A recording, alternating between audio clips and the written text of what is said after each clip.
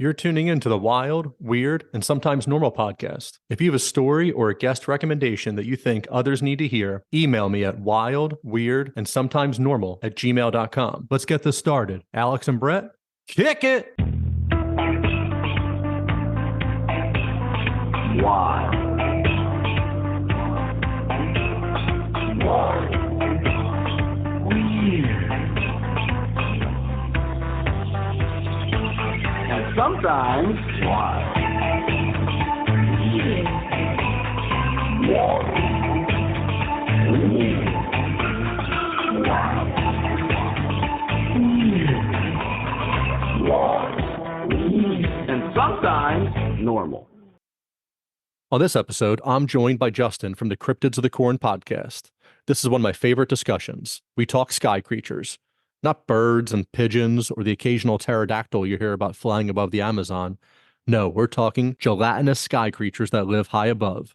Stingrays, jellyfish, snakes, and octopus. Octopuses? Octopi? Justin has collected over 400 stories on these creatures and is in the process of writing a book. We also touch on UFOs, aliens, fake time and history, and lots more. Give Justin a follow and let him know you heard him on Wild and Weird. Enjoy the show. Are you looking to buy a home in New Jersey, escape the city and move to the suburbs? Finally purchase a vacation home on the lake or down the shore? Maybe you're one of the lucky ones who are retiring and moving out of state. If so, let me help you. Keller Williams and the Real Estate Professional Group have what you need to make your goals come true. Reach out and have a conversation with someone who will put you first. Contact Brian McCoach at 856-321-1212 or email brianmccoach@kw.com. Are you looking for CBD for your pet? My friends at Pure Pet Wellness have what you need. They use the highest quality ingredients. While other companies may use synthetic oils in their CBD, Pure Pet Wellness uses organic ingredients, organically grown hemp, organic coconut oil, organic shea butter, organic beeswax, and that's just to name a few.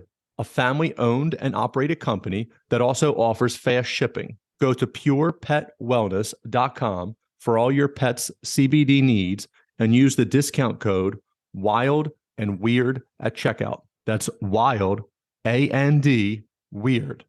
Treat your animal right. Go to purepetwellness.com. Welcome to another episode of Wild, Weird, and Sometimes Normal. I'm your host, Brian, and tonight my guest is Justin from the Cryptids of the Corn podcast. Welcome, Justin. Well, thank you, Brian, for having me. I'm so happy to be here. Oh, I appreciate it. You don't have to lie like that to all these millions of people listening. They know it's not true. No, I'm excited. It's just, I have so much fun doing these and hanging out with other podcasters and stuff like that. It's a lot of fun. Yeah. So I've listened to you guys. I've heard you definitely on Merkel. You guys have been on Tripoli too, right? Not on Sam's show directly, but we've been on stuff on his network, yeah. Okay. So I've heard you then through there. And the last time you were on, you took over from Merkel's podcast, the last time that I heard you guys, and talking about plasma beings, the plasma, I guess, beings living in the sky. So we have a more flesh and blood, not plasma. We think they're actual animals, actual members of our. There are people that think that there are beings of plasma, and I do think there is stuff that live in our electromagnetic fields. But no, I really think there are actual jellyfish relatives that are living in the upper atmosphere and some other simpler animals. Yeah, I want to dive into that. So when I heard you guys on there, and then you referenced the paper or something. And so I looked it up, and there's this Italian doctor. I'm trying to pull him. I think Dr. Massimo, I think ends up being his name. Yeah. I'm trying to find it. So I emailed him. I tried reading his paper, like way above like my third grade level education. I tried reading his paper, and I reached out to him, and it was the nicest decline ever. Like he listened to an episode. He's like, oh, I listened to your episode. I think it's well produced, and you have a great voice and everything. He's like, I just don't think that my material would be right for your audience. I think it was just like too high level. But I was like, no, like. I talk about like all different stuff, but I was like, no, like your crazy theory is perfect for crazy people. Like we need to hear you. Yeah. No, that's awesome. Like, but yeah, at least he was nice he thinks about there's he was very nice about it. Yeah. That he even responded, I thought was nice. He easily could have just ignored me, but he thinks there's intelligent plasma living up there. And then I guess there's some type of beings and that like all of this stuff is just fascinating. That would be called a shadow biosphere, which means a different tree of life living on the same planet. So when we look at some of these cryptids that don't fit conventional biology, but still seem to be a physical being, that could be from a shadow biosphere. So, like, for example, if silicon-based life also co-evolved on Earth, it would be no relation to us, no relation to our family tree, but it would be another biosphere, touching our biosphere. So there's some biologists and scientists that think viruses actually fall into that group because there's an argument whether viruses are alive or not.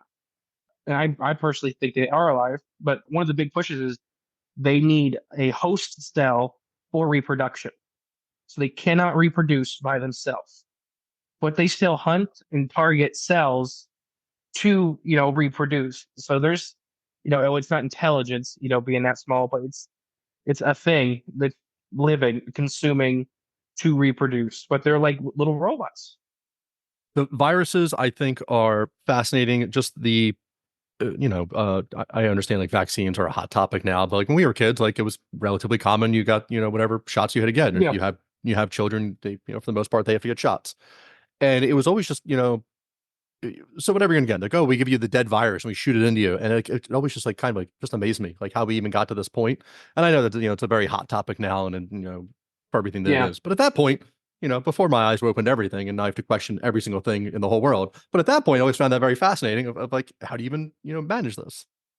No, it makes sense in practice. Now I don't think any of us trust the government anymore, and I don't think we should.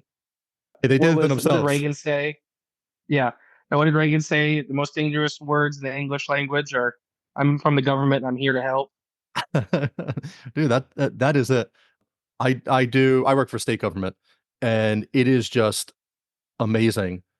Even just like the bids on projects, it just goes to the lowest bidder, like for the state. So this is more just, hey, we're going to design a data center, or we're going to design a new application for you, and it's too much for the regular employees. We're going to, outside contractor, and it's just a person who's like, I can do that for $10. And then someone's like, but like that's not even going to be like what the cost is, and they get them for their money. Then they just keep resubmitting their bids after they already get accepted. Like, oh, actually, it's a lot more, and our timeline's now like 20 years down the line, and it's just amazing how much you can muck things up, even on accident. It's fascinating.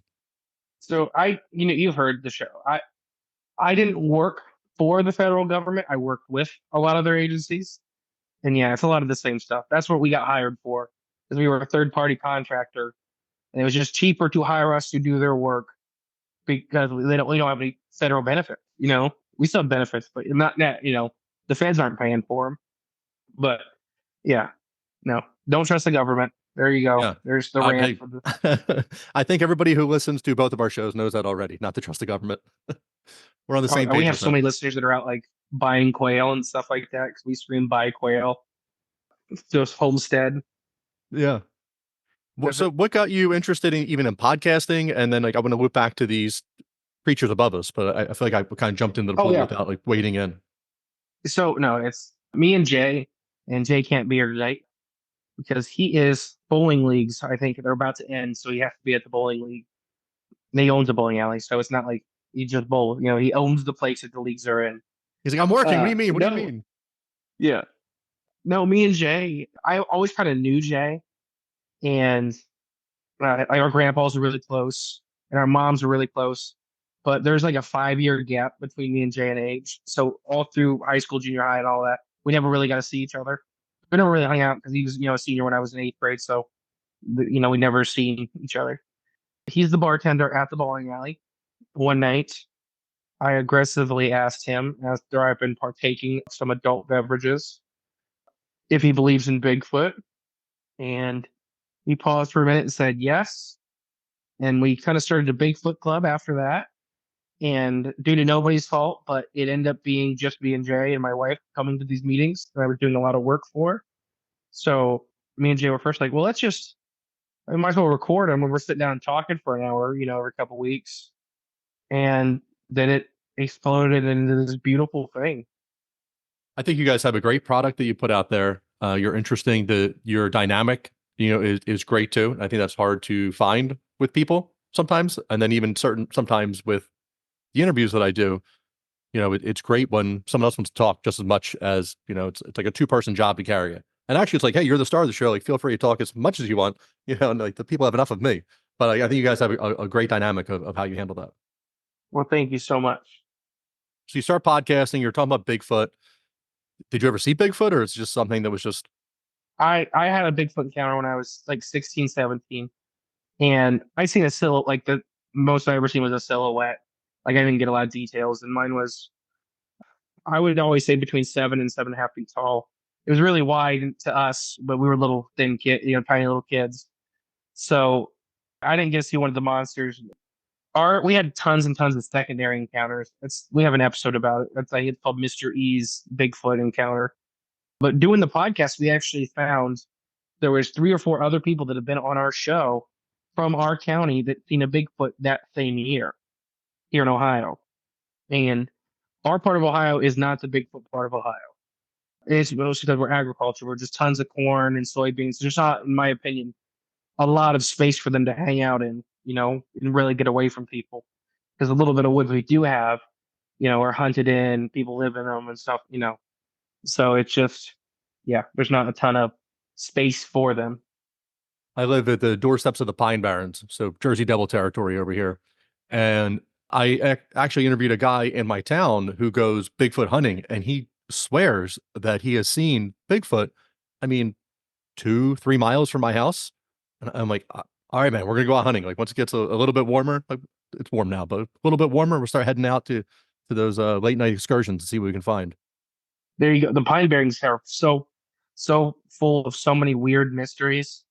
All the dead towns in them and stuff like that. I'm sure you know about all that. There, there's like just abandoned towns. There's abandoned railroad tracks in there. There's just old like factories, like smaller ones from the 1800s of like just sunk in through the sand.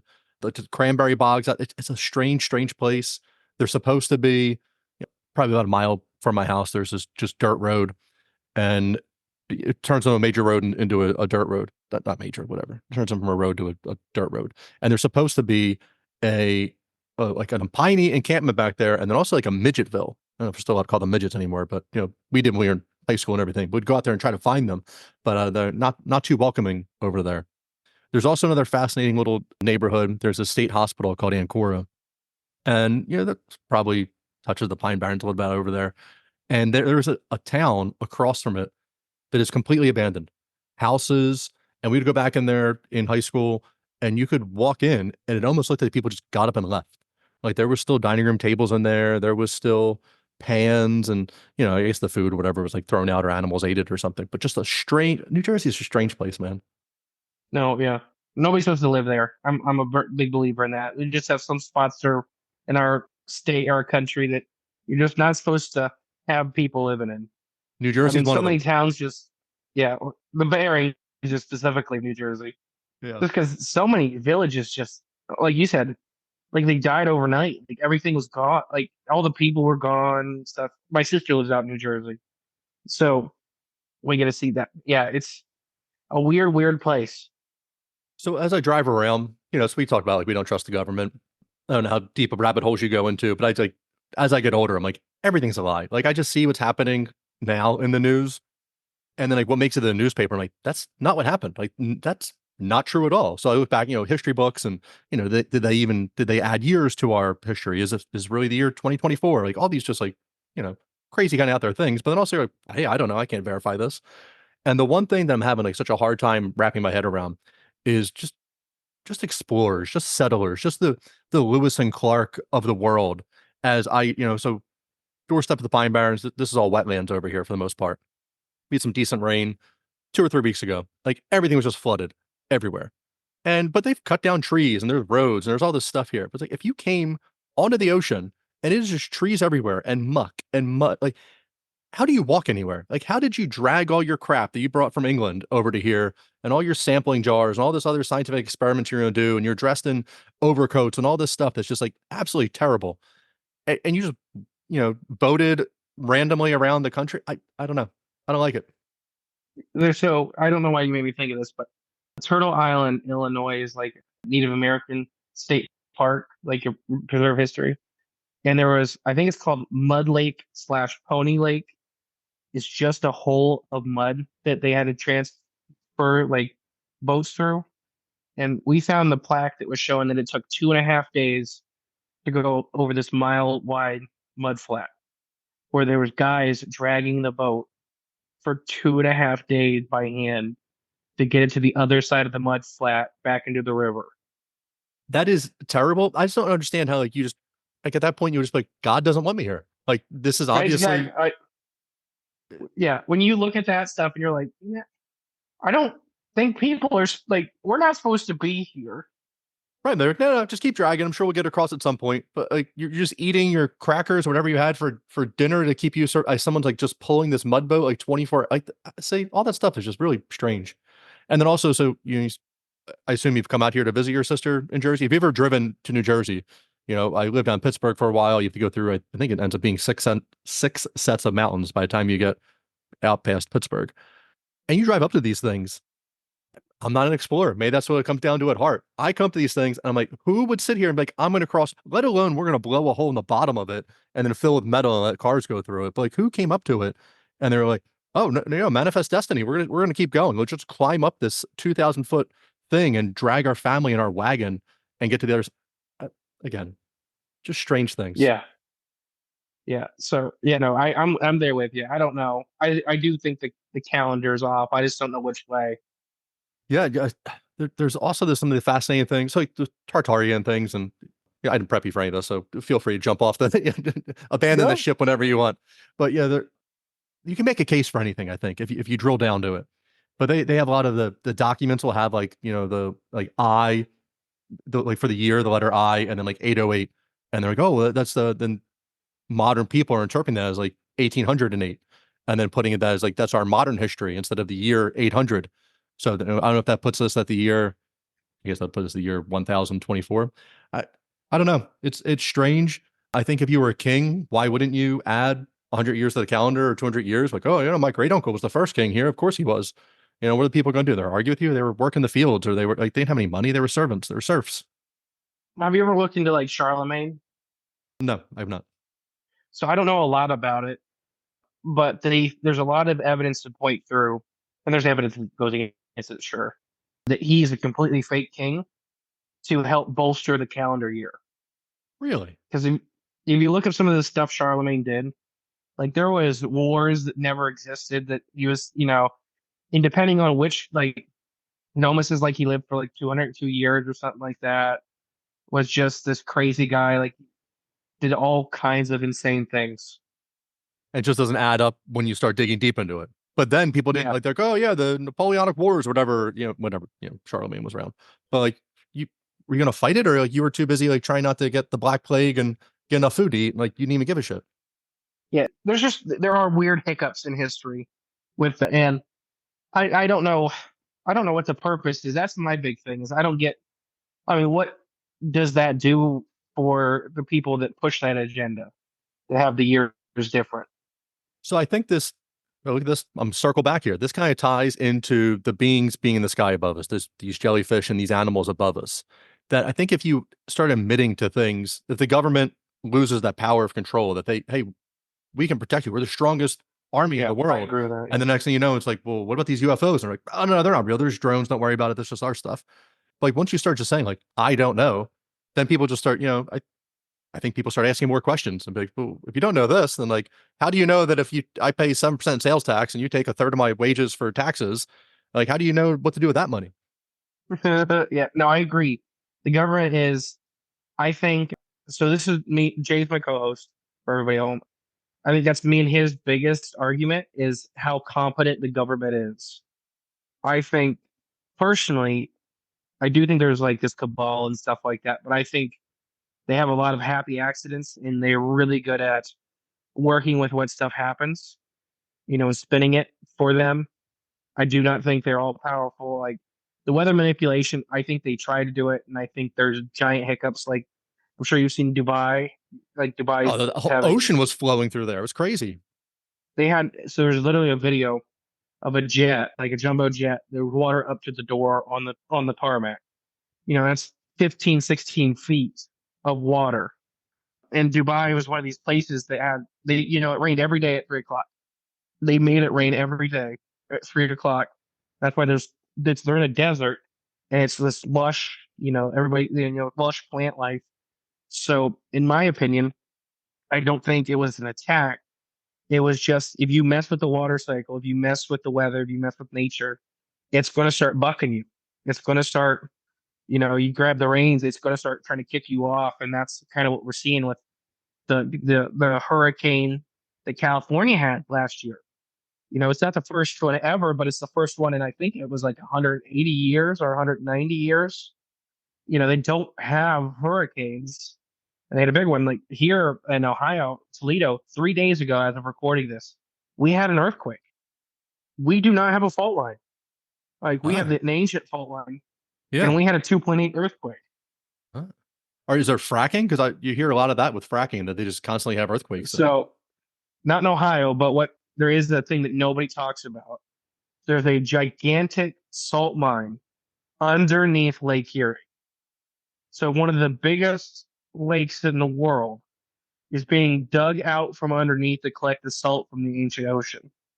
And in my opinion, that there's a lot of weight sitting on top that is, eroding away. And then they do I don't know, you ever seen a stone eating ship? I don't. What was that? So they eat like rocks from the bottom of the lake for like blue granite and stuff like that for your driveway and stuff like that. There's these giant ships with drills on the front of them that just dig at the bottom of the lake. So they're digging from the top down and they're digging out from underneath. So I think one of these days it's just the lake's going to collapse into a salt mine and turn back into an ocean. Oh man.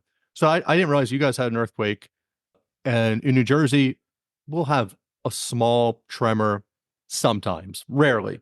And last month, 3 weeks ago, we had, I think it was a 4.8 or something, where I thought my HVAC system was like breaking because it was like shaking, and then also we kind of live near a military base, relatively speaking, and they'll do maneuvers around here sometimes. It almost sounded like it was two low helicopters, but then my house like kept shaking like longer.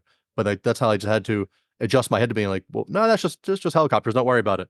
And then when I logged in and saw, it's like all these places that don't get earthquakes are starting to heat up a little bit. So Yeah, really weird. I don't know if it's just like I said, the natural system.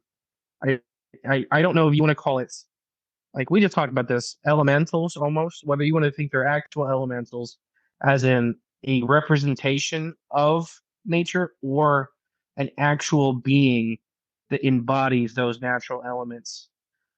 But I think you can only do so much before those things start bucking and they start literally trying to throw you. We need the planet. The planet doesn't need us. Right. No, I think that's interesting. As you try to control, it's just going to fight back more to get it back because it's not natural for the planet to act that way, and it wants to do what it wants to do. And I always find it interesting too that like the geoengineering or the chemtrails and people like that's not real, that's not true. And the one thing I always like to point to was like 2008 Olympics was in China, and they had to make it rain 3 days beforehand to stop all the pollution before all the athletes came. And that was in the papers and that was known. This was a great scientific achievement that China was able to do to clear up their sky and people to be able to breathe without masks on. And now you see it happening in Dubai. And this is one of my many issues though with climate change. And they're like, oh, well, we can just shade out the sun, or we can, people can put metals, like put different things in the sky. Like, I just don't think, even if that was the answer, which I don't think that is the answer, if that was the answer, we do not have the data set, we don't have the intelligence to say if we do A, what happens with B and C? Like A is going to change Right. B and C, and you're not going to know what's going to happen until after it happens, and then by then it's too late. Right. No, yeah. No, we're Jurassic Park. We get so concerned whether we can, we don't think whether we should. Yeah, but there's just so much Only the money. species, not the individual. Yeah. Right, right. And this goes back to government though. Like their existence is to keep existing. And what that is like to consume everything, which is like our tax money. But like, they're never gonna want to be like, hey, whoever's in office, I have a good idea. Let's shrink government. Let's have less power. Let's give it back. Like while you're in power, you want more of it. And that's just gonna keep happening. But the Dubai thing was just crazy watching the plane like taking off. And it also just seemed like a plane can take off and in an ocean like that. Like that was weird. If you have enough money, yeah, you can make a plane go. Yeah. Just keep screaming at the pilot and he'll leave. Yeah, let's take off and go. That they even loaded that plane. Like it was really amazing to see. I just found that fascinating. Yeah. What got you guys started on with the sky creatures? How did you hear about this? Ever since I heard you on Merkel talking about it, I cannot go outside now without just staring at the sky like longer than normal. Where I'm always like, "What's the moon doing? And why Waiting is that for. weird?" But now I'm like, can I please see a jellyfish, a stingray? Can I see something?" So we did an episode a long time ago called the Ohio River Manta Ray, which was a giant manta ray shaped, a gelatinous creature that several eyewitnesses through 4 or 5 counties in Ohio and Pennsylvania seen flying down the Ohio River, doing giant figure 8 motions, and then slowly going back up into the sky. So why this was in 2006. This happened. Why it was important is it got reported 2 different times to 2 different police stations before either story was public. So that is incredibly important for cryptid encounters when we really start looking at data sets. Is that they described the same creature. Each creature had several eyewitnesses at one time, and they describe it and submitted these reports before the other one was public. So you could say for that then to be a fake report, they're 4 counties away from each other on the Ohio River. They didn't know each other as far as anybody can tell. And the one was just a mother and daughter, and the other one was an older couple. So it'd be very odd for there to be a conspiracy there for them to be plotting out to say that they've seen a gelatinous manta ray flying over. And then this figure 8 pattern. And so there's things called convergent evolution. That means animals that are not related evolved similar body plans to do similar jobs. So you can look at sharks and dolphins, for example. They have very, very similar bodies. They are not very closely related whatsoever, but they do similar jobs. So this giant figure 8 manta ray that was in the sky looked like a manta ray, like a traditional manta ray, which is a giant open ocean filter feeder. They aren't really distinguished in sharks, but they filter feed. So in this motion, the figure 8 is one of the things that they do to be hyper efficient when filter feeding. So it causes like a little tail. Basically, in the water, it would cause a little whirlpool, but in the air, it causes a tailwind. So when you swing back around, all the food is concentrated in one spot. So you can hit that spot more efficiently.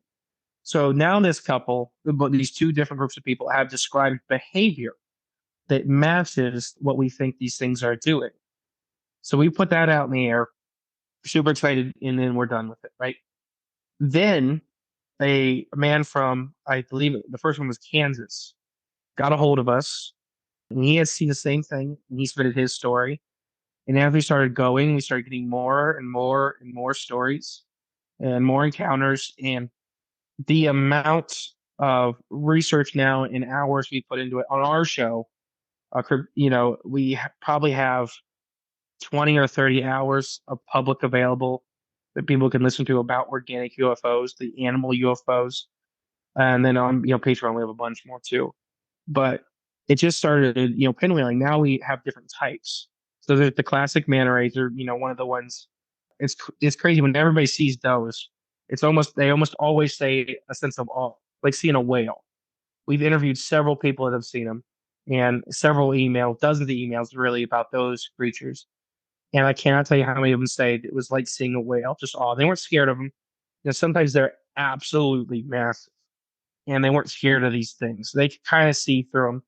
The jellyfish, they literally look like giant jellyfish instead of a classic bell, they actually have what we believe is a gas-filled sack, and then they have the bell skirt, and that's how they kind of propel themselves. They drip. The Chinese government actually got involved and killed one of those, and I think that one was '02, where it flew over a city, and this is like the Zhangjiang giant jellyfish in China, or like a 700-foot long jellyfish was flying over the city, and their fighter jets blew it out of the sky. And they're really common around mountain ranges. Sweden and Norway have tons of these guys. China, the northern parts of China and Russia have a lot of these guys. In the U.S., we really don't get a lot of the jellyfish. The Americas get a lot of the manta rays, as far as we can tell from the encounters and stuff, their data that we've collected. Then there are the sky squids. And these are almost like, I don't know if you know what a blanket octopus is. I don't think so. So a blanket octopus is an animal. It just looks like a normal octopus. It can, but they have these two long blankets. So blanket octopus have accidentally killed several people because they mimic shapes to ward off predators to attract. So they actually are the giant octopus. They look like a person, right? They'll literally take the shape, the silhouette of a human being. So people look down 15 feet in the water and see a human laying there. So they dive down trying to save a person, and then it turns into a sea turtle and starts swimming away. And that's the natural behavior that these blanket octopus have. So these sky squid have a similar look where they literally will have these big, long, almost like streamers behind them. And when like there's when we do a live shows and stuff like that, one of our live shows we showed a video of what we think was one of these sky squids with the blankets unfurled, and then this jet got closer to it. Literally, somebody's filming this out of one of the jet, passenger jet. As the jet got closer to it, it pulled in the blankets and then took off. And that's what these blanket octopus do. So once again, another thing of convergent evolution we're looking at. Another type is the sky worms, the sky snakes, and these have been seen a lot. Ever seen a bobbit worm? I don't think so. I'm failing this quiz here. Sorry, no, it's just weird things in nature. So bobbit worms are huge worms. They have a hinged jaw. So their jaw actually snaps. It looks like they have a hammerhead, but that's actually their jaw. So it's like a bear trap. It has pressure, and once the pressure plate gets hit, it slams shut. So it's not like a muscle like we have to shut and open our jaw. They don't have a muscle to open it, and then they like lock it. So these sky snakes have been seen. They seem to have a similar jaw system where it's always open in front of their heads. Yeah, I'm sure. And then the living clouds is our last one. And these could be gigantic amoeba-like life. In Florida, for example, there's the pink living fog that is very dangerous to be. We did that. I think that we did that in a Bermuda Triangle episode. It is literally like cleaned carcasses and stuff like that. And then in the Bermuda Triangle, there's the green electric fog that all these dozens of eyewitnesses have said that it's alive. Every time they dealt with this fog, they said it's like alive. There's the giant pink fog of Ireland that humans that have experienced this said it's like being when you're the legend is you're supposed to lay on the ground and let it pass over you. You're not supposed to be up. The eyewitnesses we have of modern day say it's like being licked by a giant dog's tongue. It's a little rough, it's wet and hot and slimy, but it's halfway between still being a cloud and being something fleshy. So, as biologically, what would be these would almost always be simpler animals. And we can talk about the NASA studies and stuff like that. I know how we all feel about NASA, but we'll talk about those NASA studies. That's kind of the real basic breakdown of the groups we've discovered. I'm currently working on a book with this stuff, and I have over 400 encounters in this book already. Wow. The China one, the giant jellyfish, and so like the fighter jets blew it out of the sky. Is there video? Was this in their newspaper? No, so you'd have to. I'm trying to remember now. That is a collective eyewitness because thousands of people in China seen it, but it was in China. And I believe '02 when the Chinese government is a little more relaxed now with their citizens, but still in the early 2000s, it was still very strict, especially in the bigger cities. I cannot remember off the top of my head which city this was. So this comes from, you can write it off. There's no video as far as I know. There was, I'm sure it would be confiscated. But this is hundreds of eyewitnesses coming forward and saying, yeah, we were walking through town and it was broad daylight encounter. I love it. I need to look that up. The blanket octopus in the sky, the passenger plane is getting near it, and the octopus takes off. At what height do you think that these creatures are living? That's a great question. So before I answer that one, I do want to say I did forget one more. The living silver disc, which is my favorite one of all. But yeah, so the height. So I normally have my little chart in front of me. So I'm going to try to do it off the top of my head. But we live in the troposphere. That's the bottom layer of Earth's atmosphere. I think these creatures are very rare visitors to this layer of the atmosphere. They only are down here. So we'll talk about thunderstorms. That seems to be right before and right after heavy pressure fronts is when we see them a lot. So all the encounters we've looked back, and it's like 80% of the time we're going to be around one of those storm fronts, whether it's right before or right after. So I think a lot of these guys are living in the stratosphere. So, schools taught us, the higher you go up in the atmosphere, the colder it gets, right? Right. Well, that's wrong. That is wrong. School's been lying to me. I Can I say I'm shocked to find out that, yeah. So it gets colder as you go up in the troposphere. Once you hit the layer, which is the ozone layer, it kind of sits in between the troposphere and the stratosphere. Once you go through that, it starts going back up again for a while until the stratosphere and the mesosphere meet. And then that's about the hottest it gets, and then it starts going back down. But at that layer where the stratosphere and the mesosphere meet, there's an abundance of liquid water, and it's about 45 to 50 degrees Fahrenheit. So that's perfect. Like if we look at Antarctica and stuff like that, those are some of the best conditions for biodiversity, these giant pools of life. You can't see that far with the naked eye. That's one of the things I say this, and I always get comments no matter who show I'm on that, well, how come we can see the sun and the moon and stuff like that? They're self-illuminating. They're pushing light to you. They're literally, we're talking about a gelatinous creature that's partially see-through to people that see it 200 feet away. So if you're looking 50 miles up, you can't see it. Oh, the miles. So the troposphere ends at about the 10, 11 mile mark, depending on where you are on the planet. Out in the mountain ranges and stuff like that, you ends a little sooner.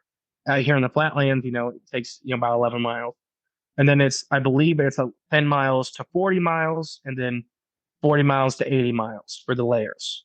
So we're looking at like that 40 to 60 layer is where I think, above us, where I think most of these animals are living.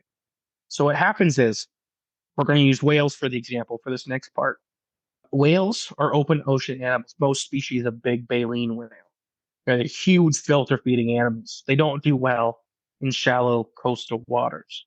When you're bigger than a semi truck, it's hard to move.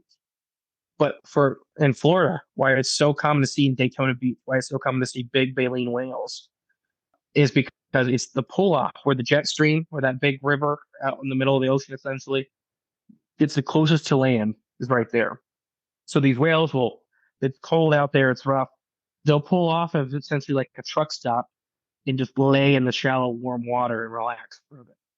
So what's happening, in my opinion, these guys are jumping, coming out of the stratosphere into the troposphere where we live because it's a lot warmer.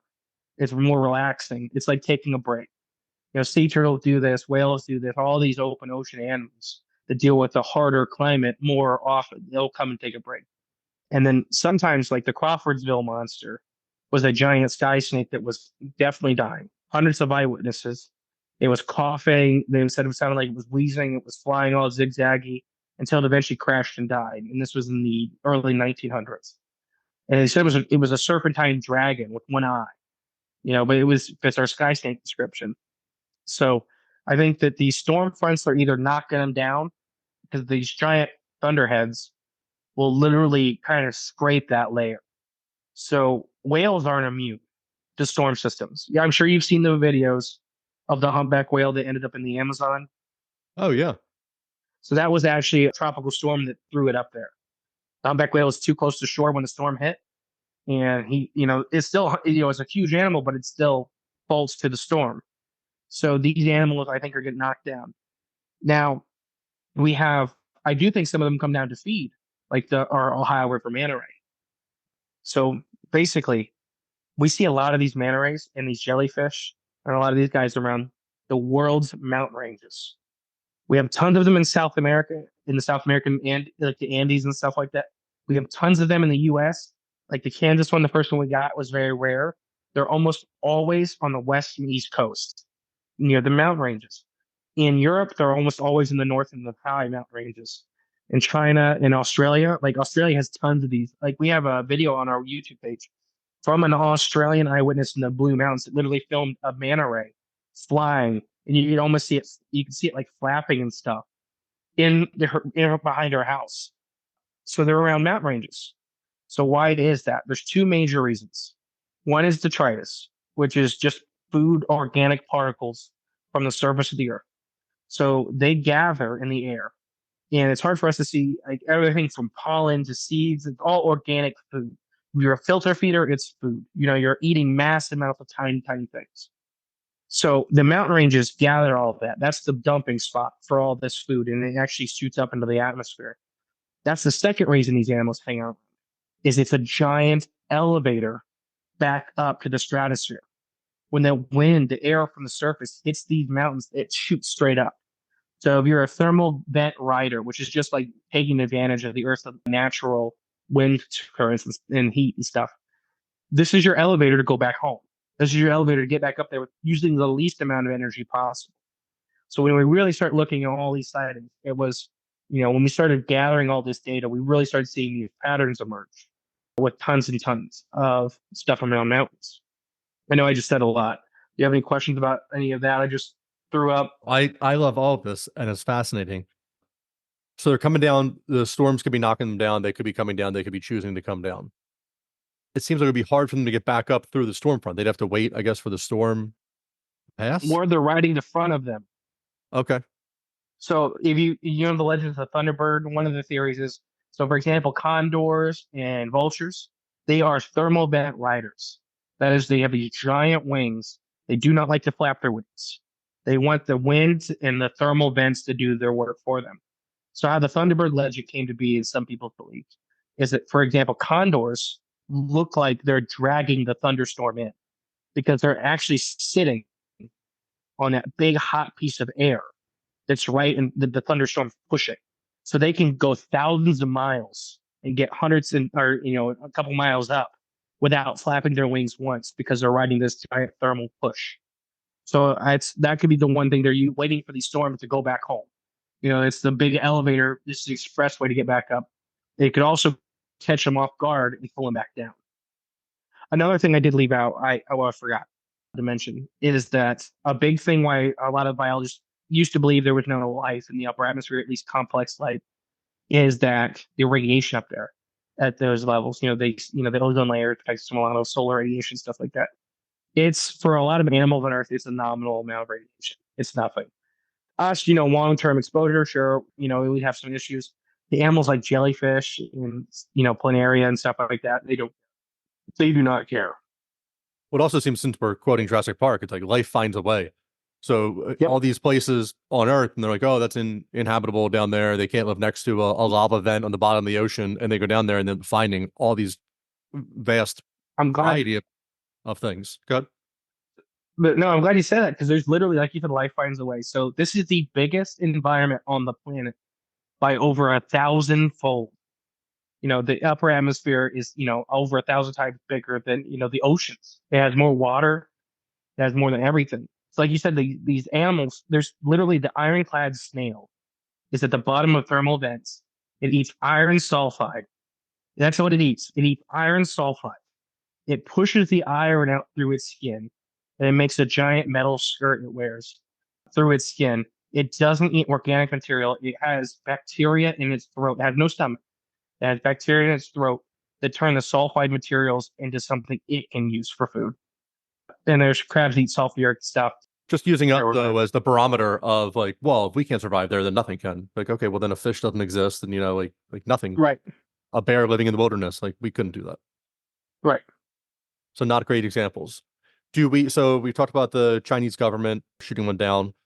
Do we have other examples of, like, people have to know about this stuff, right? Like, this is like the space shuttles going up. Do we have reports of them coming back talking about it? The one astronaut came back and always talked about UFOs. Blanking on his name. Anyway, go on. Okay, so I'm glad you asked. So our first couple space shuttles that went up, they go around them, but got into the atmosphere of people in them. But talk about hitting a layer of green film that they just would see on a second on the glass. And that's actually this giant algae belt we just discovered in the upper atmosphere that they didn't think existed. So they hit this big layer of essentially green slime in the upper atmosphere. Also, there's the famous cosmonaut. You ever heard the cosmonauts and the angels? Oh, I don't know. So this cosmonaut, so technically the International Space Station and the Russian Space Station are in the atmosphere still.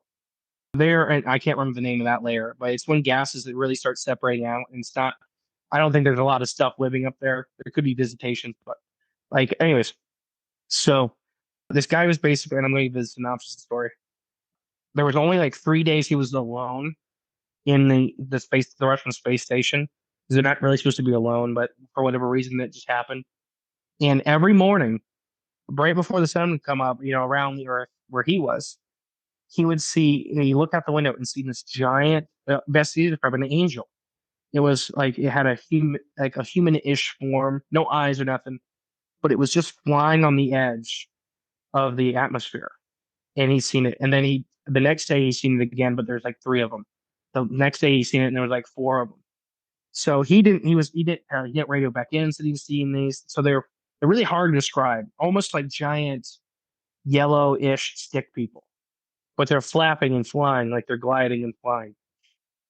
And he didn't say nothing. He's like, I'm going crazy, but he's in Russia and he's in the space state. If he goes crazy, it's probably not good for him, after. So he waits for the next guy to come up. The next guy comes up. He didn't tell him nothing. The guy looks out and goes, basically, what the hell is that thing? And there's like 15 of these things. And he's like, okay, well, now that you've seen them, he's like, I've been seeing these for a couple days now. I don't know what they are. Best thing, we called them angels. They radioed back that they were angels. There was another space shuttle exchange in like 2 days. They got those guys out of there, and that was the end of that story. So people do see these, but once again, they're very far from that layer still. They're probably 180 miles up from that layer we're talking about that these animals we think are living in, most of the time. So the you're space still station is super below far that? away. The space No, the station. space station's above it. Oh, okay. So it's still hard to see because these things are Yeah. Translucent, and Yeah. also depending where you are in mountain ranges. Edgar Mitchell was the astronaut I was thinking about, and he came back and talked about UFOs all the time. So we have cosmonauts, and we have someone else talking about it too. So that's important. I mean, I'm not against this theory. I think I love this. I can't tell you, when were you on Merkel? 3-4 months ago, right? So for 4 months, I take my trash out. December, I take my trash out almost every night, or recycling or something, and I stare out there 15 seconds longer every night than I normally do, just looking up. Like, come on, manta ray, just show me the whale, something. But not there. So I find this stuff fascinating. You just wait for storms. Either wait right before, or right after storms, tornadoes. A bunch of them been seen around tornadoes. This last big series of tornadoes we had in Ohio, an eyewitness literally came forward and said they seen one, and we were talking to them. They're going to come on the show in a couple weeks. So yeah, I think it's a lot to do with storm systems as far as actually getting a chance to see one of these. Like the raining meat is another thing, though. I'm sure you've ran into stories of raining meat. Yeah, I've heard that. So, but you're telling me I'm wasting my time by looking up at a crystal clear night, and I should be waiting for the storm coming in. Just always look. You don't know what you're going to see up there. Yeah, I do. The military base around here. Who knows what they might be flying up that I have to check out.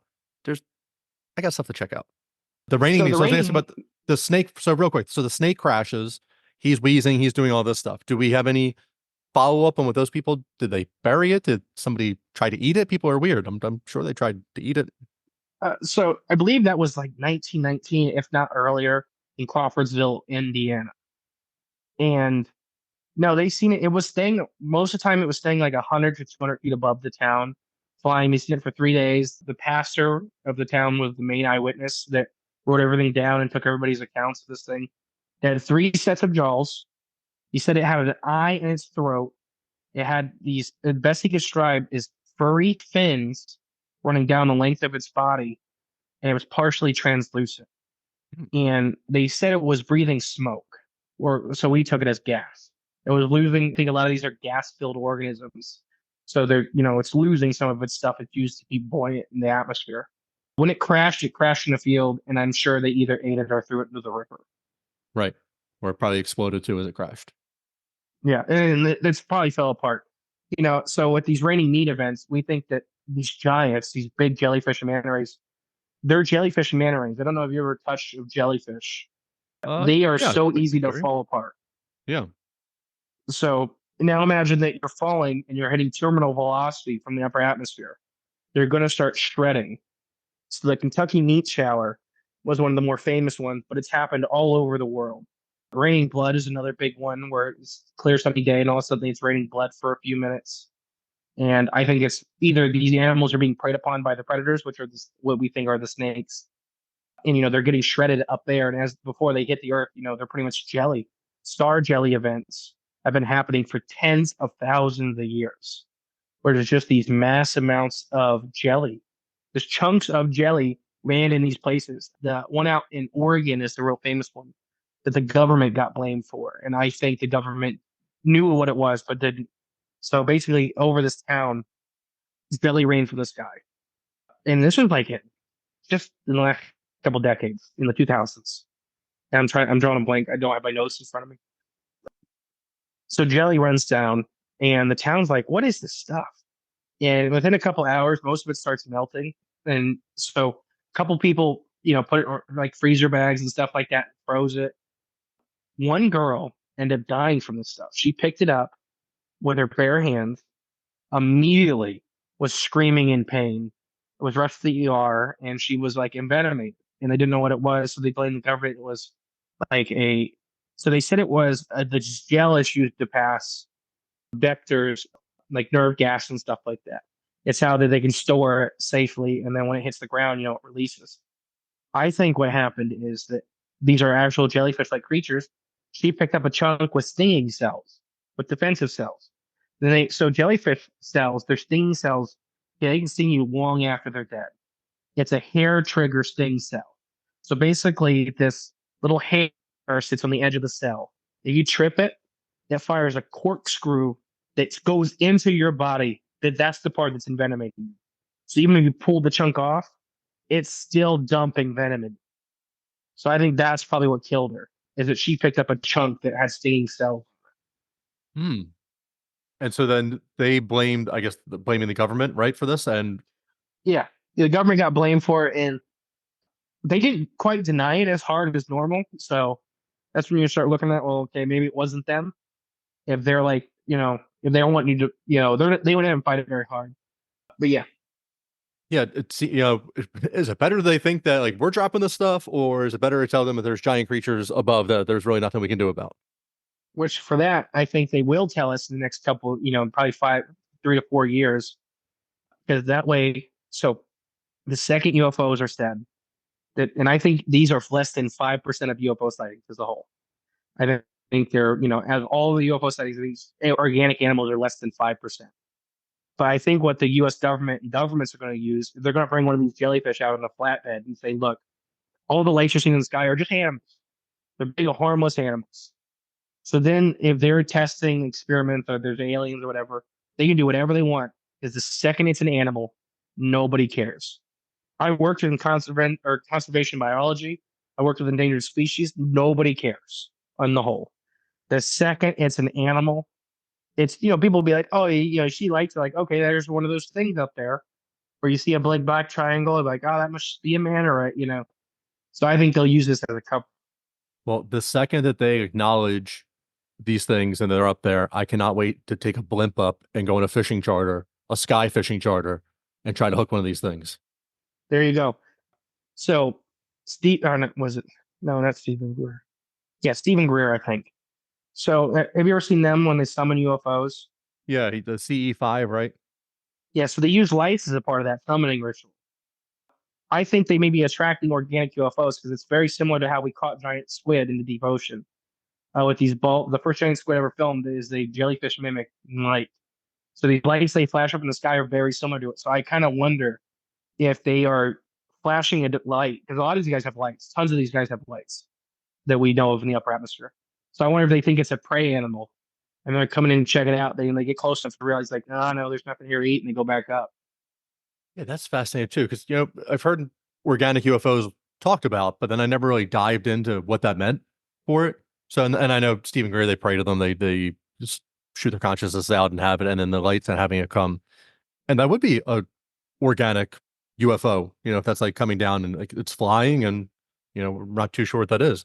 That's fascinating too. That is, I love this topic. So you are putting together a book. You have over 400 encounters that you're putting in here, right? What's the goal for the book? When's it coming out? I just wanted, no idea when it's coming out. It is not. I have no idea. I don't know. So basically, we started getting so many encounters for this stuff after we started. This is kind of the subject that got us a little famous. So everybody started sending their stuff to us, which is amazing, and videos and stuff like that. So at this point, it's pretty much just a gigantic file of everybody's encounters, and there's a little bit like there's biological descriptions and speculative biology and all that, and then it's encounters. And I just wanted to do something like I love Warren Coleman's books. Warren Coleman's, a one of the grandfathers of this field of cryptozoology, and I love his books. He did one called Sea, Lake, and River Monsters, I believe. The complete guide is the rough name of it. I may have got the monsters out of order on the, but I really mimicked his style, which was date, encounter, location, what happened, and then pile them into the like all the manta rays are together, all the jellyfish are together. So that way, there's a resource that people can use. If you see their locations, you can see their dates, the weather systems, and all that is all compiled together. That's pretty much all it is a big data dump. No, I think that's good too, because if it was like, if I see the jellyfish above me and I'm like, well, historically, where are the jellyfish? And then your book, another option probably could have been chronological, but hey, when's the first time we found these things, and like leading your way up. But then, I'm going through reading about the eels and the snakes, and it's like that's not what I'm looking for. So it's almost like you have like a research field guide, and then like broken down for you. And then there's a huge chapter in there is about convergent evolution. So there's so many similarities with the open ocean and the upper atmosphere being these giant mass or vast spaces. So these animals move incredibly quick. And that's what happens in the open ocean. You look at some of the fastest animals we have on the planet are in the open ocean, swordfish and the mullet and stuff they chase, because there's nowhere to hide. You just keep getting faster and faster and faster because you can't. There's also, being invisible. There's animals that are pretty much translucent, fish included, in the open ocean because you can't hide anywhere. So just go invisible if you can. So there's a whole big thing in there comparing stuff. The thing I did want to talk about with this subject is the NASA study. So way before this stuff, it was believed that there's nothing in the upper atmosphere besides some very, very simple, maybe bacterium. And I'm not at home. I will try to send you the link to the study. I like to give everybody the study. There's a synopsis page that is the easiest part to understand for this study. But you can go and look into the full study. It's hidden on NASA's website. I have the little link to it at home. And you read the whole study. It's like 400 pages. I would never take anybody's word for anything for everybody at home. I try to make sure I put the stuff out there so you guys can do your own research. But basically, there's a thing when I used to be a biologist called a heterodendy, which is essentially a bug and bacteria hotel. We design them to be the perfect growing grounds for the animals in the environment. You put them in the environment, you pull them out, and you count all the bugs in them. And that gives you an idea what lives there when we were trying to do water quality assessments. So NASA did a very similar thing. And they essentially made it a floating heterodendy, but for bacteria, viruses, and so on. So they put these, it was 17, 18, and 19 the years is when they did this. They stopped 19 because of COVID, and they never did them again, as far as public knowledge. The last one is the most important one. It was the highest one they did in the whole study. It was right at the layer that we're talking about, right before the trope in this became the stratosphere. They were expected to find nothing. So they kind of left it up a little too long. So the problem with heterodendys is when you leave them out too long, is the big stuff starts eating the little stuff. So you lose a lot of things very quickly.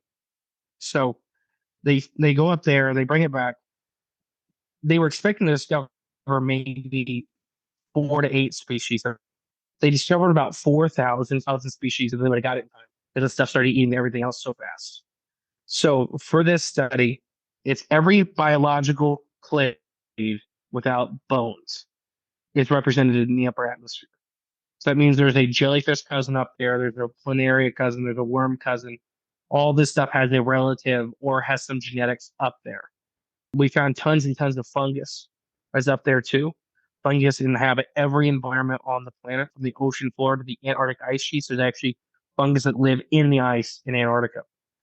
So we found tons of that. So there's just the first real study that we did as public knowledge found tons of species of things where scientists 2 years before were saying nothing lives up there. So we found the plankton. There's water. So now where's the whales and the fish? Wherever there's plankton.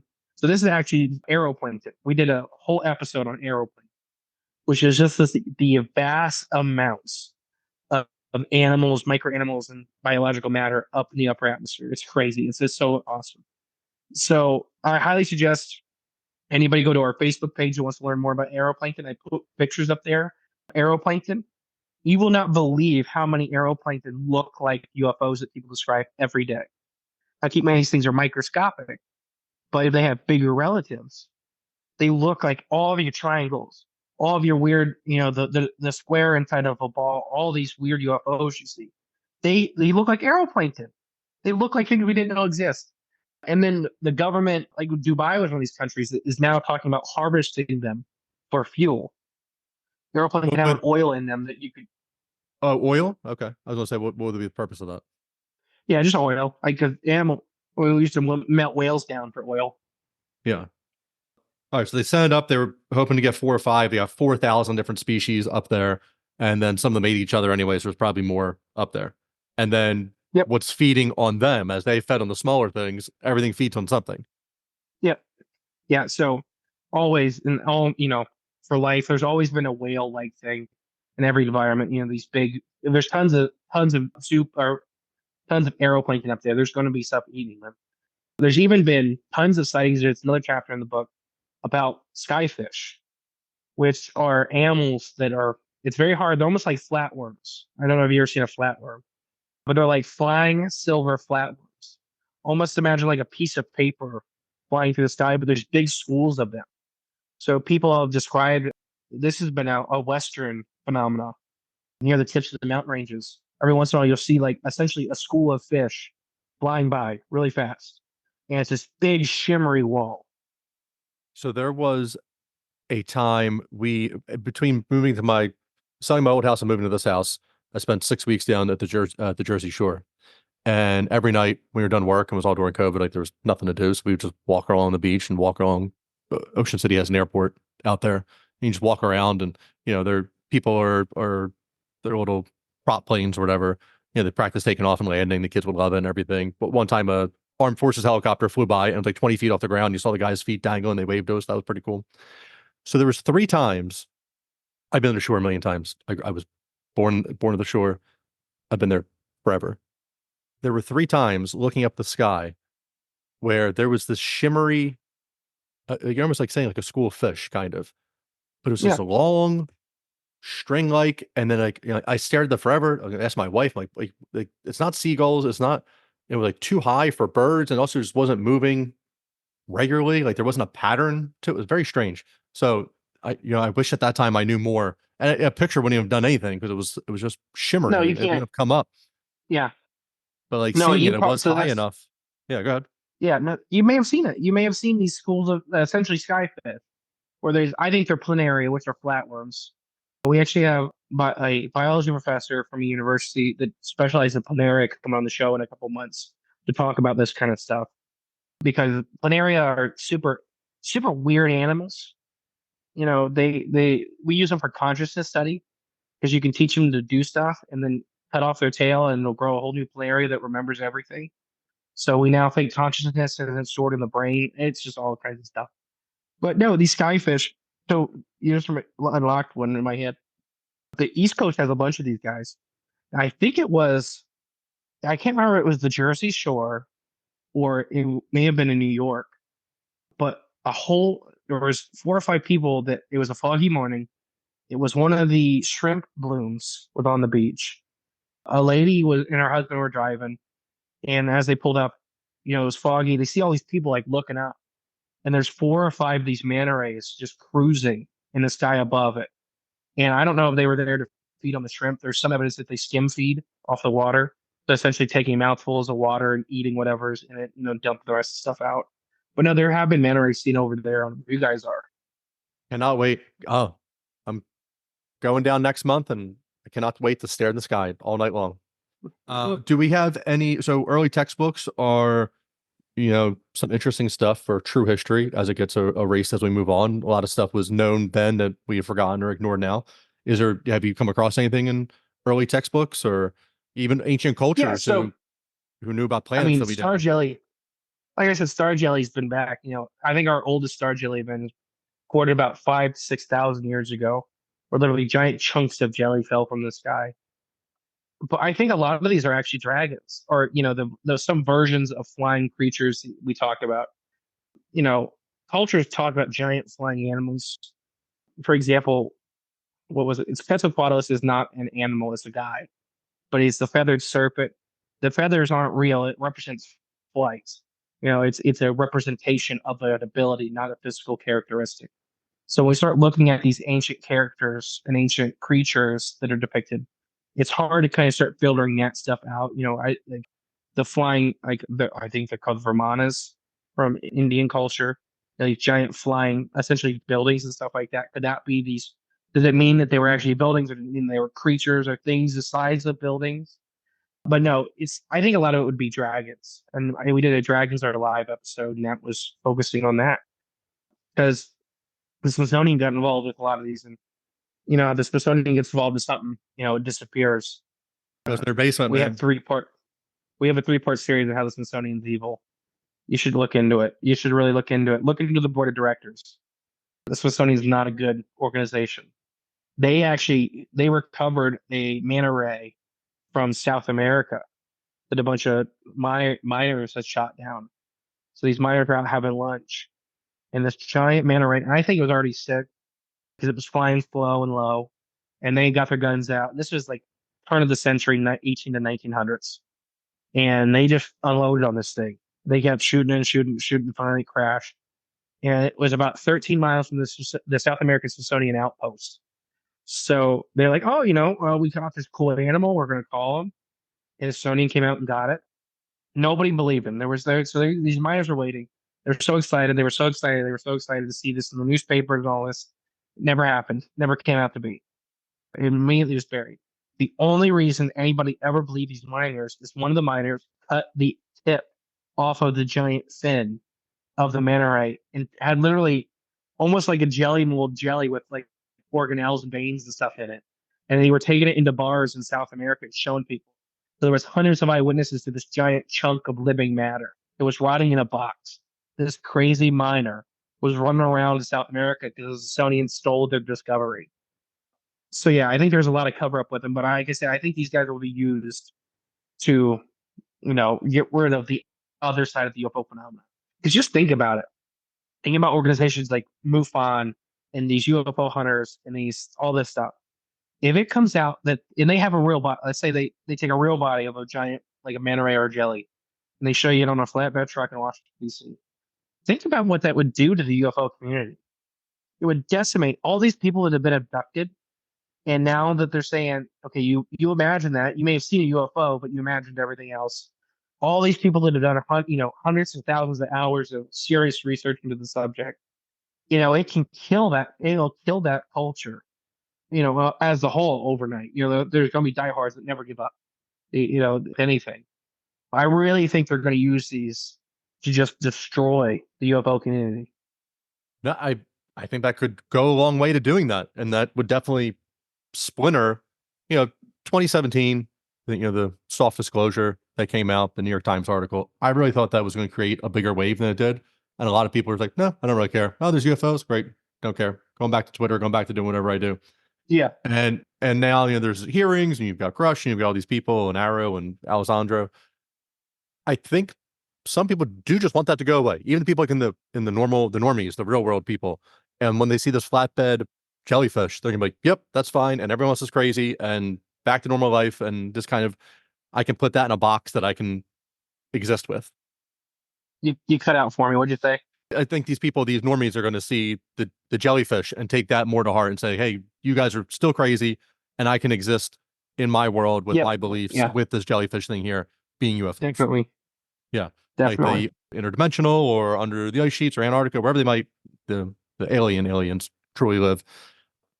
I think that's a hard time for people to understand and grasp, and they don't want that to. I know they talk about, oh, it'll shadow the religions, and religion is going down. It seems the further we go on, but I still do think people believe in a higher power. They may not subscribe to going every Sunday or Saturday, whatever it might be, to a building, but like they do think there is something bigger, and that could fit in their worldview. By still doing that. Yeah, I'm a Christian, and if it's in my world, like it doesn't say anywhere in the Bible there's no aliens. I don't believe in traditional aliens as in visiting us. I think there is life out there in the universe. I think, but the universe is so vast for it to get here and stuff. I believe in more interdimensional stuff visiting, which is a little easier. But we're talking about theoretical technologies until they get proven.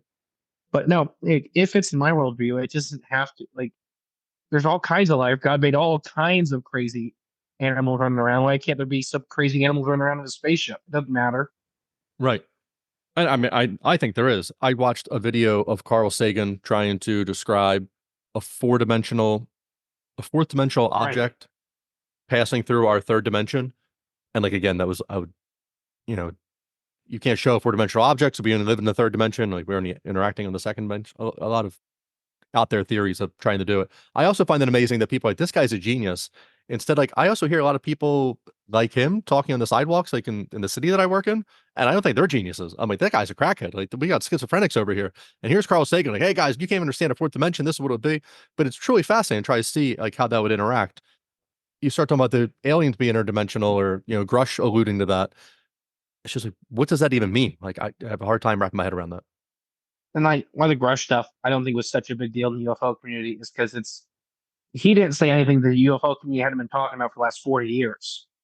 Right. He really brought nothing new except like, hey, they know this, and then proceeded to repeat stories, except they let him sit in front of Congress and say these stories.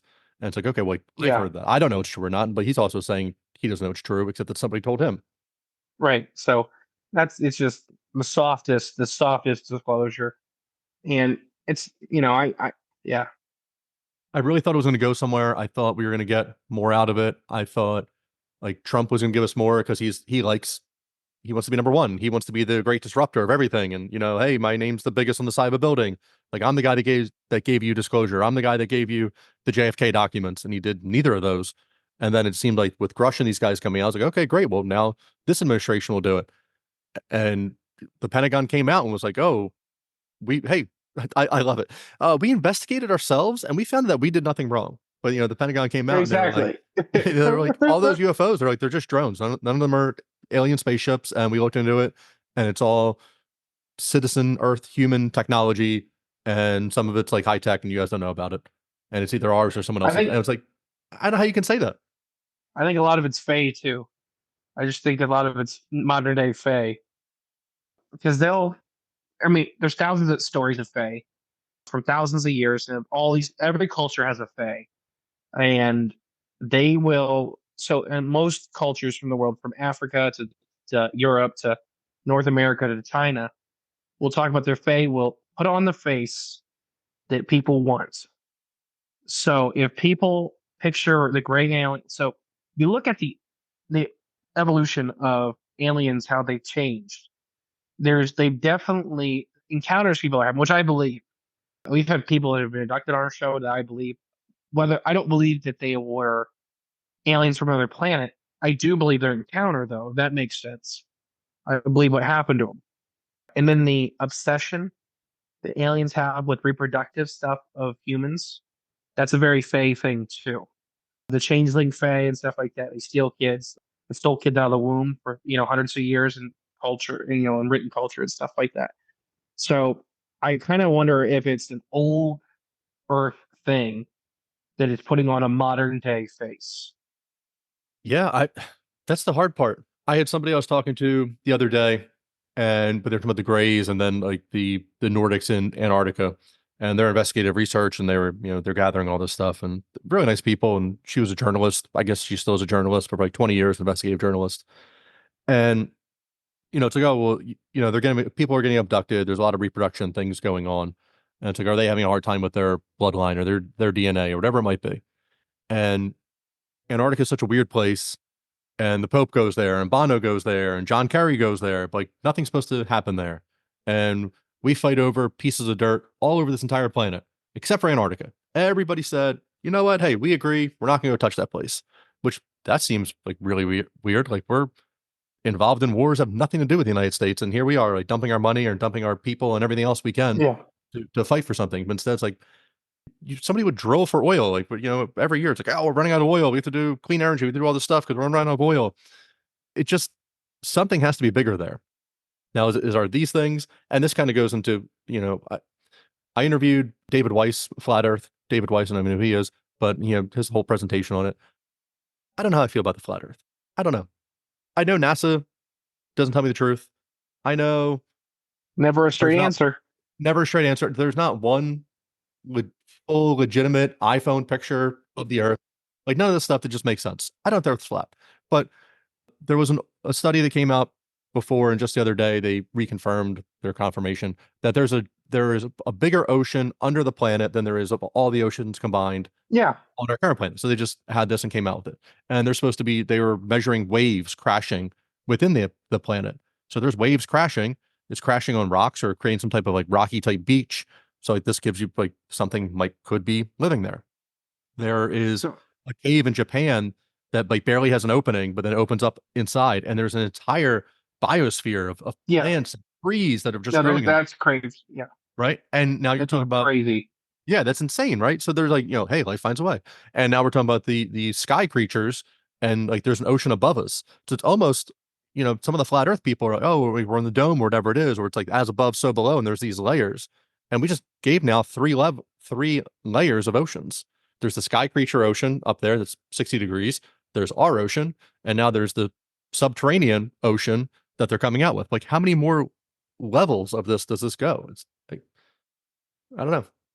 No, it's like, so here's my thing with flat Earth is, in my opinion, it does not matter. As in, why I say that is that in the flat Earth model, you know, depending on who you talk to, because there's high variety in the flat Earth model, depending on who you talk to. So there is, it's this giant sheet of ice, and the sun is just all to our spot. So that's where we live in the ice wall. And then if you go far enough past the ice wall, there may be another hole that another sun has carved, and that's where aliens are coming from. So you have a giant, cold, impassable space, quote unquote, until you get to another hole with life. So that's almost the same thing as saying that we live on a planet and there's space in between another planet that could have life. It doesn't, to me, it just doesn't matter. I believe it's rounded. I think, 'cause I guess I grew up with a nice telescope my grandma got me, and I could watch like the Jupiter and Saturn, the big red spot and all this stuff. And they were round from what I could see. So I guess I would automatically, in my head, I assume that we're on a similar body, but I don't know. I've never been there. That's what I believe. But it could be flat. I have no idea. Right. You I'm look at going the to moon, say it that looks roundish, right? I mean, like the moon kind of looks like yeah, sphere. So you would assume that like if these are heavenly bodies, that we would mimic the same thing. And like, why are we the only you're right. flat one? And wouldn't we be able to zoom in on Mars and like, oh, that one's flat too? Like maybe there's different ones, but they're everything that we can at least zoom in with our telescopes showing spherical, and for whatever that is. Yeah, it doesn't really. I just find it interesting. You'll see whatever memes or pictures, whatever they have, and it's all the different levels. You know, and here we are talking about different levels of ocean, so it's like above us and around us, wherever it Yeah, might be, and it's just fascinating. Like what is out there, just like what we're not told. Like is obviously something happening, and like yeah, super interesting. And you would think that NASA. Well, so okay, so they stopped. Like COVID was a blessing for them. Hey, sorry guys, can't send this back up anymore. It's COVID. 6 feet spacing, even in space, can't go do it. But they're still sending that stuff up there. You know that to find out. What, yeah. But yeah, so there is. I highly suggest anybody.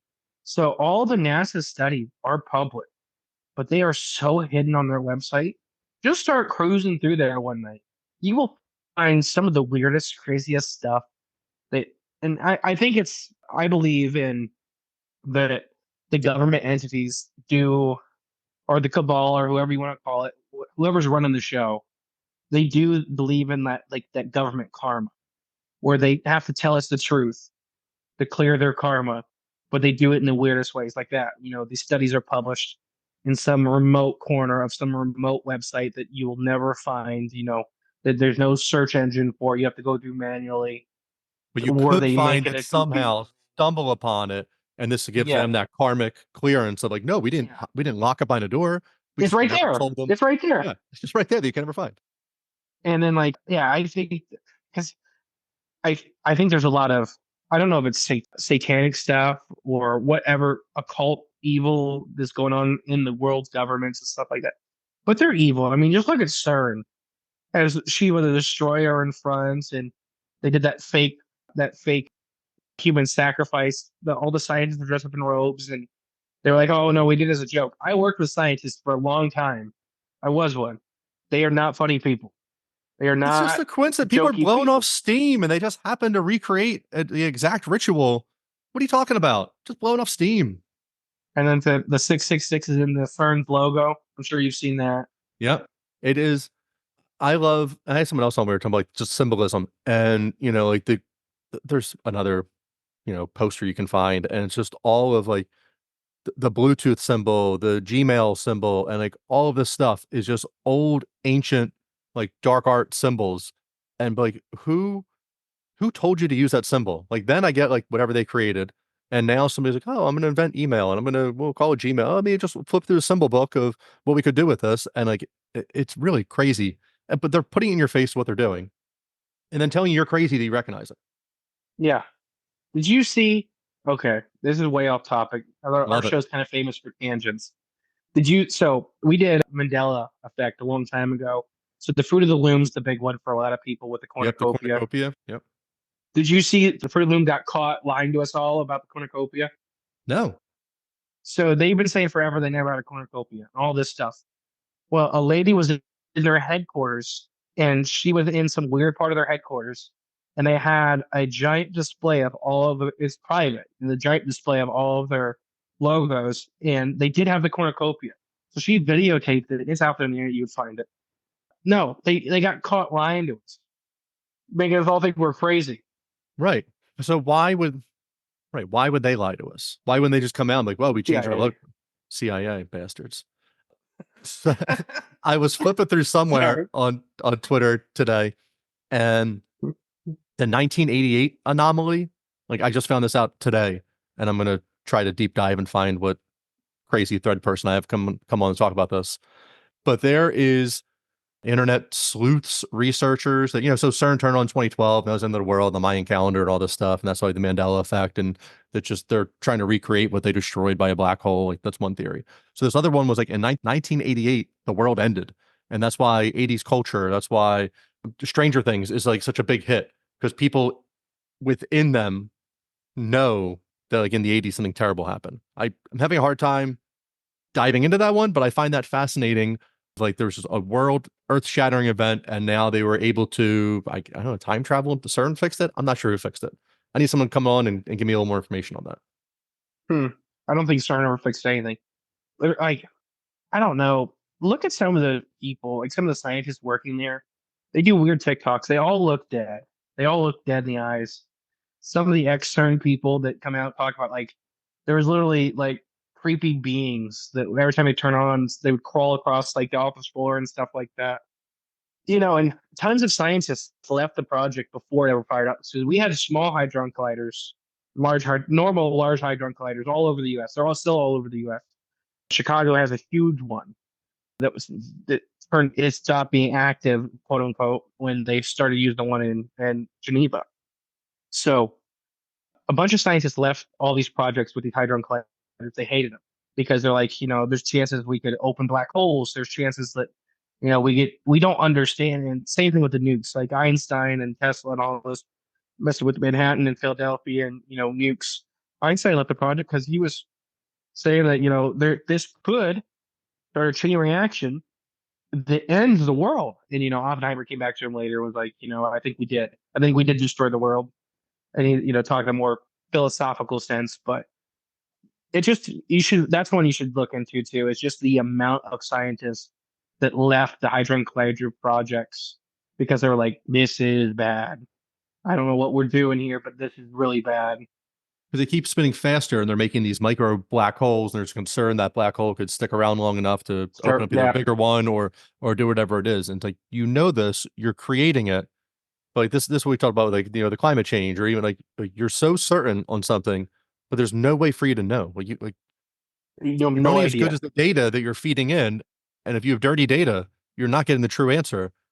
And I just don't think we have that data, to give us the right It's answer. like, so we are, with all this technology we have right now as a species, it's just like giving a kid a gun, is that we can wield it, but we don't understand what it does. We do.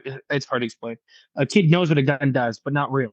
right? They have no concept of the long-term effects of pointing a gun at somebody and shooting them. It's all this stuff we're messing with. Like we covered it in our Mothman saga. That I under the TNT plant in Point Pleasant, I think was the real life Stranger Things because they were using 3 times the amount of electricity they were supposed to be using. It took a nuclear power plant across the river to power them. It's just all this stuff. They had thousands of military personnel and all these underground bases. And then, they had the Men in Black coming out of portals, and they had the Smiling Men, and they had the Mothman. So if you look into the Mothman saga, the Mothman was the least impressive thing in Point Pleasant during the Mothman happenings. And UFOs were such an occurrence, people started ignoring them. They were seen so often. And they weren't typical, they were like silver discs and stuff like that, but they were almost like blips of reality. So I really think that humans as a whole have been doing this. I think it was the 40s. I really think it's when the 40s is when it got to this major scale of stuff. I think World War II gave all these world governments the power over citizens to really start running with this stuff. I mean, if you look at like the 1940s and 50s in America, people really didn't turn about against the government again until the 60s in Vietnam is when we really people started hating the government again. But in the 40s and 50s, Roswell and stuff, the UFO crash, and the government comes in like, oh, it was a balloon. And everybody's like, oh, okay, thank you. Well, the I government just appreciate your saved time. them, from evil Hitler. So they were like, well, thank God you did that, or he would have taken over the whole world. And you just gave them the blank check to be like, oh, you have our best interest. Actually, you have the whole world's best interest at heart. Let them go. And it Yeah, took, until Vietnam. And, people were like, this is like, what are we doing over here? Like, I don't even know these people. yeah, it's just, there's a lot of people that disappeared around, right? So before Project Blue Book or Project Stein, a lot of people disappeared around that project. A lot of farmers just didn't farm anymore. I'm sure you've seen. I don't know. I'm about tangents. Do you see that we just discovered in Wyoming all these rare earth elements for computer chips? Oh, yeah. So crazy thing is, it's eight. I think it's 8 or 9 times the size of China's whole reserve. It's 1,000 times the size of anything they've ever sold. And China had the market on it forever. They had the universal market. So the problem is that this geological survey discovered it. There's a bunch of ranches on top of this stuff, and the ranches don't want to move. I think when we talked about it on an episode, there was already like 3 or 4 farmers that have gone missing, and now they're being mined. Just amazing how So that literally, happens. yeah, it's just like they don't want to sell, so they go on a long vacation, and then you look out there, there's a backhoe digging up yeah. Yeah. They could just brought in some of the DARPA technology they used in Maui and just clear out the farmers. Oh no, they all got blue roofs, so it doesn't work. That's the The blue. cows are blue. I love I love the blue roofs, man. That was so strange over there. That was it. I Didn't wonder how Biden that went. say something about it too? But That was Biden, he was like the destruction. You could see that some people didn't have the right roof, and then the ones that did, they were okay. Like he said something like that. And I was actually just watching a clip of it today because someone had like his greatest hits on, and I went into a 4-minute rabbit hole of that. I was like, my God. Oh, because he's got. he drove an 18-wheeler today, and Uncle Bootsy was eaten by cannibals, and like just amazing. What'd you just say? He said his uncle in World War I or II, Bootsy or Boozy was his uncle's name. That's what they called him. And that he crashed off of an island in the South Pacific that was known to house cannibals, and they ate his uncle. Okay, That is what he said. This was this week or that's our end of last week. president. That is our president, yeah. And then, so then the next day, then Karen, whatever the White House spokesperson is, Peter Ducey, I think of Fox, loves to give it to her. He's like the only one that like will ask her like a question that's not like regime approved. And then he was like, so yesterday the president said that his uncle was eaten by cannibals, but and like the US Air Force knew about it. She's like, no, he was just talking about that, like, there was a known tribe, but the US Air Force said that, his uncle's plane crashed and it was just never recovered. Like this isn't like a whole political thing here, but like the cleanup on aisle 4 of every single day is just amazing. Mark Hamill, I don't know if he tweeted out today or I just saw it today that he's like, oh, Joe Biden's best president we've ever had. I don't care if you want to say that you hate Donald Trump and you're never going to vote for him. I don't care if you want to say that at all. But to say So to say that that's the best president we yeah, ever had, like just say like I refuse to vote for anybody that's not a Democrat. I would respect that more than being like, what are you talking about? The world's fine. We love all this stuff. That we have the privilege to pay $5 a gallon for gas. Like, do you know what that means? How lucky we are that we get to pay that? Build Back Better. Man, Build Back broke. Tough times, man. Tough times. I just got quoted for a door today, a front door. I had no idea they were like cost as much as a car. I don't know if I'm a front door anymore. Like I was It's shocked. it's all stupid. It's Yeah. like literally lumber prices are ridiculous, and it's all crooked. I just built here. I think we're getting to old man corner now. If we're talking about things in the clouds, we might as well yell about them. No, I wanted to get planter boxes. I built a whole I built like 50 feet of planter boxes, but I'm like I built them myself, and then the wood was still stupid expensive, and then I got the wood and half of it was crooked. It's like, what's the point? Home Depot, that should be criminal. I've had them deliver wood and then have them come back and pick it up, and then I go there and they're staring like, "What are you looking at all the wood for?" I'm like, "Because I'd rather spend the 2 hours here and get all the stuff that I need and know that it's right than have you drop it off 50 times. Like it's bent in half. What are you talking about?" Like, no, it's a good piece of wood. Like, man, criminal. All right, I appreciate your time. I need to cut off. I have a hard cutoff. Justin, where can we find you guys? What's happening? Check out Cryptids the Corn podcast. It's cryptidsthecorn.com. We have links to Patreon and our member space on there. You can find Cryptids the Corn podcast at every podcast platform. I don't think there's one we're not on. Excuse me. Check us out. We have some other shows. We have Facebook, Instagram. We do a live Facebook show every Tuesday at 9 a.m. It's called Cryptids and Coffee.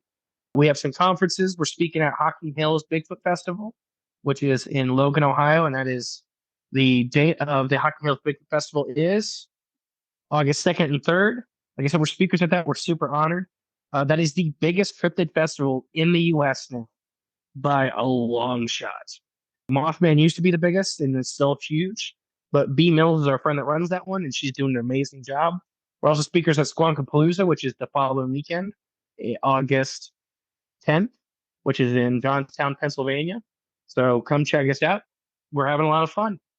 It's awesome, man. I love it. I'm going to check out the Ohio and Pennsylvania one, see what kind of trip I can make out there for it, see what I can make happen. It's a lot of fun. It's a lot of fun. Yeah, a cryptid festival? I'm sold. I need to go and check this out. Dress up as my favorite cryptid, walk around as a translucent sky being. There you go. I'm in, man. I'm in. Hey, I sincerely appreciate your time. I'll put all the stuff in the show notes and everything. But thank you so much. Thank you. Yep, you're welcome. Have a good night. All right, you too. Take care, man. I'll talk to you. All right, everyone. That was our show. Don't forget to leave a review on iTunes, Spotify, or wherever you stream your podcast. Like and follow the podcast on Facebook and Instagram to stay up to date on all things wild and weird. Check out the links in the show notes for more information on our guest. The biggest support you can offer is to tell everyone about the podcast. Until next time.